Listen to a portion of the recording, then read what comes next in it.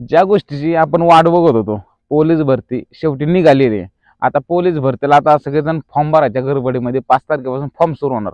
पण फॉर्म भरताना आपलं कोणते डॉक्युमेंट पाहिजे, कोणते कागदपत्र आपल्या जवळ पाहिजे, कास्टवाल्यांसाठी, बाकीच्या आरक्षणासाठी कोणते कोणते कागदपत्र आपल्याकडे पाहिजे, याच्यासाठी हा सविस्तर व्हिडिओ बनवतो मित्रांनो. व्हिडिओ एकदम शेवटपर्यंत बघा. डॉक्युमेंटचा विषय, तुम्ही टॉपर असला तरी एखादं जरी डॉक्युमेंट नसलं तरी तुम्हाला बात करण्यात येतं. त्याच्यामुळं डॉक्युमेंट कागदपत्र असणं लय महत्त्वाचं आहे. त्याच्यासाठी मी व्हिडिओ पूर्ण प्रिपेअर केलेला आहे. तुम्हाला मी सगळी माहिती सांगतो की आपल्याला डॉक्युमेंट कोणतं कोणतं लागतं. तर आपल्याला आता रेग्युलर तुम्हाला डॉक्युमेंट माहिती आहे, 10वीचं 12वीचं प्रमाणपत्र आणि गुणपत्र हे तर प्रत्येकाकडे असतं. आणि आपला शाळा सोडल्याचा दाखला, समजा शाळा सोडल्याचा दाखला आपल्याकडे नसेल तर आपलं कॉलेजला असेल तर तिथून आपल्याला बोनाफाईड घ्यायचा आणि त्याच्यावरती आपली बर्थ डेट म्हणजे जन्मतारीख मेन्शन पाहिजे. तेव्हा मग तेव्हा बोनाफाईड चालून जातं. पण आता चालकच्या पण जागा सुटलेल्या आहेत. आता चालकसाठी ड्रायव्हिंग लायसन्स लागते. तर आता भरपूर जणांचं ड्रायव्हिंग लायसन्स नसतं, तर ते फॉर्म भरतात, नंतर ते काढायला जातात, नंतर त्यांना लवकर भेटत नाही. त्याच्यामुळे ड्रायव्हिंग लायसन्स मित्रांनो असेल तर तुम्ही वाहन चालकचा फॉर्म भरू शकता. LMVचं TR असलं तर काय हरकत नाही, तुम्हाला फॉर्म भरता येईल. पण गाडी पण चालवता आली पाहिजे. नाही तर तिथं गेल्यावर गाडी चालव माणसं मारून टाकसान तुम्ही. पण गाडी येणं महत्वाचं आहे. आता नुसतं लायसन असून का उपयोग नाही. आता इथं अकॅडमीमध्ये भरपूर लायसन पण आहे, पण गाडी अजिबात चालवता येत नाही. गाडी चालवता आलं पाहिजे, हे महत्वाचं आहे. दुसरी म्हणजे सगळ्यात महत्वाची गोष्ट म्हणजे आपल्याकडं डोमिसाईल असणं लय महत्वाचं आहे. समजलं का? वय आणि अधिवास प्रमाणपत्र, त्याला डोमिसाईल म्हणतात. डोमिसाईल असणं महत्वाचं आहे. कारण की त्याच्यामुळे आपण कुठं राहतो, आपण कोणत्या राज्याचे कोणत्या देशाचे रहिवासी, हे महत्वाचं आहे. जे कास्टमध्ये येतात त्यांनी जातीचे प्रमाणपत्र त्यांच्याकडे असणं महत्वाचं आहे. आणि नॉन क्रिमिनल कोणाकोणा लागतात सगळ्यांना माहीत आहे.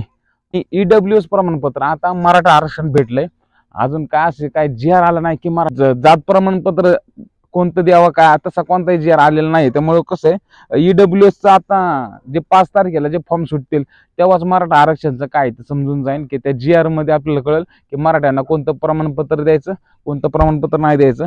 तर EWS चालेल, SC-BC चालेल, हे सगळं आपल्याला GR आल्यानंतर 5 तारखेला जे फॉर्म सुटतील, जाहिरात सादर होईल तेव्हा आपल्याला समजून जाणार.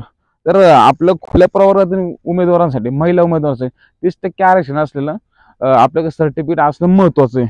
आणि जे बाकीच्या मुलांना आरक्षण असतं, प्रकल्पग्रस्त, भूकंपग्रस्त, असं जे कोणाकडे आरक्षण असेल त्याच्याकडे ते सर्टिफिकेट व्हेरिफिकेशन झालेलं तुमचं सर्टिफिकेट तुमच्याकडे अवेलेबल पाहिजे. त्याचा फायदा तुम्हाला होऊ शकतो. आणि दुसरी महत्त्वाची गोष्ट म्हणजे भरपूर जण 12वी झाल्यानंतर NCC करतात, त्यांच्याकडे C सर्टिफिकेट असेल तर तुम्हाला त्याचा आरक्षणाचा लाभ होऊ शकतो. त्याच्यामुळे तुमची हे सगळं सर्टिफिकेट असणं लय महत्वाचं आहे. दुसरी महत्वाची गोष्ट म्हणजे ज्यांच्याकडे स्पोर्टचं सर्टिफिकेट असेल त्यांनी आपलं विभागीय उपसंचालकाकडून व्हेरीफाय केलेलं पाहिजे, तेव्हा तुम्हाला त्या स्पोर्टच्या सर्टिफिकेटचा फायदा होऊ शकतो.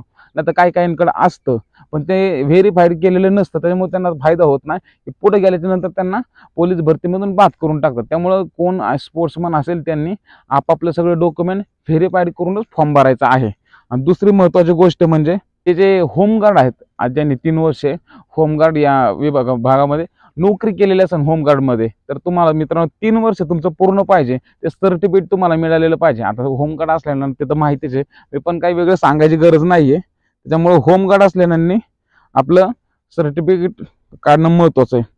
आणि जे पोलीस पाल्ले असतात, की मला मुलांनी मेसेज केली, सर पोलीस पाल्यांसाठी कोणतं सर्टिफिकेट, तुमच्या वडिलांना विचारा, किंवा सगळ्यांना माहीत असं पोलीस पाल्य सर्टिफिकेट कुठून काढायचं. त्याच्यामुळे आता पोलीसची पोरं म्हणलं सगळ्या गोष्टी तुम्हाला माहितीच आहे ऑलरेडी. त्याच्यामुळे त्या प्रमाणपत्राचा तुम्हाला फायदा होऊ शकतो. आणि माझे सैनिक उमेदवार करता डिस्चार्ज कार्ड आणि आर्मी ग्रॅज्युएशन व तसं प्रमाणपत्र, या गोष्टी आता आर्मी एक्समन असतील त्यांना सगळ्यांना माहिती आहे. आणि त्यांना सगळे डॉक्युमेंट रिटायर्ड होताना मिळून जातात. आणि त्याचा फायदा त्यांना होतो की त्यांचं वेगळं मेरिट लागतं, त्यांच्या वेगळ्या जागा असतात, त्याच्यामुळे त्यांना त्याचा फायदा होतो. आणि काही मुलं अनाथ असतात, अनाथाची निवड करतात फॉर्म भरताना, त्यांचे आपलं अनाथ सर्टिफिकेट असणं महत्वाचं आहे. त्याचा तुम्हाला फायदा होतो. तुमचं वेगळं मेरिट लागतं, कमी मेरिट लागतं. भरपूर जणांनी MSCIT करतात, 10वी नंतर MSCIT करतात, काही 12वी नंतर करतात. तर MSCIT जर तुमचं झालं असेल तर तिथं आपला पर्याय निवडायचा आहे. MSCIT झालेला आहे आणि आपल्याकडे त्याचं गुणपत्र प्रमाणपत्र आहे. आणि जात वैधता असल्यास त्याचं प्रमाणपत्र. आता लगेच काय जात वैधता मध्ये काय लगेच भेट लागत नाही, आपलं पोलीस झाल्यानंतर लागतं. तर असल्यास तर चांगलंच आहे. आधार कार्ड, पॅन कार्ड, मतदान कार्ड हे रेग्युलर ते प्रत्येकाकडे असणार आहे, फक्त आधार कार्ड असणं महत्त्वाचं आहे. बाकीचं पॅन कार्ड नसलं तरी काय हरकत नाही, पण असेल तर ती बेस्टच राहणार आहे आपल्यासाठी. आणि आता कसं आहे, काय काय मुलांचे फोटो असतात ते 10-10, 12-12 वर्षापूर्वीचे समजा 9वी-10वीतले फोटो बोंबलत घेऊन जातात. तसं नाही, आता 6 महिन्यापूर्वीचे फोटो पाहिजे तुमच्याकडे किंवा आता काढून घ्या. 40-50 रुपयाला 7-8 कॉप्या मिळून जातात. ते आपापले फोटो चांगले पासपोर्ट साईजमध्ये आपल्याकडे ठेवायचे, जेणेकरून पोलीस भरतीला ओळखलं पाहिजे की बाबा हा उमेदवार तोच आहे म्हणून. त्याच्यामुळे तर आपल्याला ओळखलं पाहिजे. तर मित्रांनो, हे पोलीस भरतीचे डॉक्युमेंट काय काय मराठा आरक्षण संदर्भात काय काय डॉक्युमेंट मी सांगितले नाही, कारण की अजून तो GR प्रसिद्ध झालेला नाही. त्याच्यामुळे जेव्हा GR प्रसिद्ध होईल तेव्हा मी वेगळा व्हिडिओ करेल. आणि बाकी काय अडचण नसलं मला नक्की कॉमेंट बॉक्समध्ये सांगा. जय हिंद.